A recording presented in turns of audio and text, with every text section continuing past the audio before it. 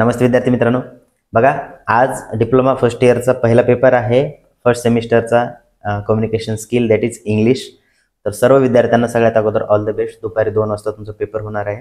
पेपरला जाण्यापूर्वी सर्व विद्यार्थ्यांनी तुमचं हॉल तिकीट, आय कार्ड सोबत घेऊन जायचं आहे. इंग्लिशचा पेपर आहे, तुम्हाला कॅल्सी वगैरे लागत नाही, त्यामुळे न्यायची गरज नाही आहे.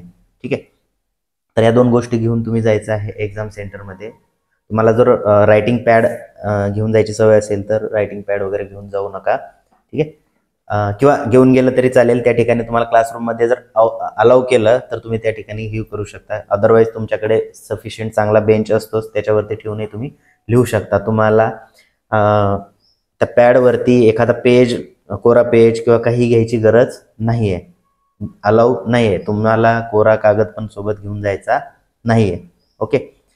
कारण त्याच्यानंतर तुम्हाला कॉपी केस वगैरे होऊ शकते त्याच्यावरती, है ना.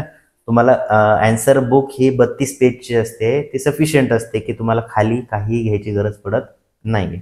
ओके, हा झाला प्रश्न. त्यानंतर एक्झाम रूममध्ये गेल्यानंतर बघा, सगळ्यात अगोदर तुमचा पहिला पेपर आहे आणि तुम्हाला भीती वाटत असेल की पेपर कसा जाईल काय, है ना. घाबरून जायची गरज नाही. तुमचा अभ्यास झालेला आहे ऑलरेडी. या सेमिस्टरमध्ये फक्त 2च विषय तुम्हाला द्यायचे आहेत थेरीचे. पहिला आहे इंग्लिशचा, दुसरा आहे मॅथमॅटिक्सचा. ओके. हे 2 विषय झाल्यानंतर आहे तुमचा ऑनलाईनचा पेपरचं जास्त टेन्शन घ्यायची गरज नाही सध्या, है ना. तर इंग्लिशचा विषय हँडल करताना प्रॉपर पद्धतीने 32 पेजची आन्सर शीट आहे आपल्याकडे. फक्त काळजी ही घ्यायची की क्वेश्चन जो आहे, main question, suppose first question आहे, त्याच्यामध्ये ABCD बीट आहे. तर फर्स्ट क्वेश्चन जर तुम्ही लिहिला तर त्याचे ABCD त्याच्याच खाली लिहा, है ना. जर तुम्हाला फर्स्ट क्वेश्चनपेक्षा सेकंड क्वेश्चन किंवा थर्ड क्वेश्चन चांगला जमत असेल तर तुम्ही थर्ड क्वेश्चन पण स्टार्टिंगला लिहू शकता. पण काय करायचं, मेन क्वेश्चन पेपर जो आहे त्याच्यामध्ये सबबिट यायला पाहिजे. असं नाही की थर्ड क्वेश्चनचा A लिहितो, नंतर 4 क्वेश्चनचा B लिहितो, अशी खिचडी करायची नाही आहे तुम्हाला. ओके, एवढी काळजी घ्या. ऑल द बेस्ट सगळ्यांना. तुमचा पेपर व्यवस्थित जाईल. याच्यानंतर तुम्हाला पेपर झाल्यानंतर तुम्ही कमेंटमध्ये मेन्शन करा की तुम्हाला पेपर कसा गेलेला आहे, किती मार्क्स मिळू शकतात. आता बऱ्याच विद्यार्थ्यांना आणखी काय झालेलं आहे की डाऊट आहेत की पास होईल नाही होईल, किती मार्क पडायला पाहिजे.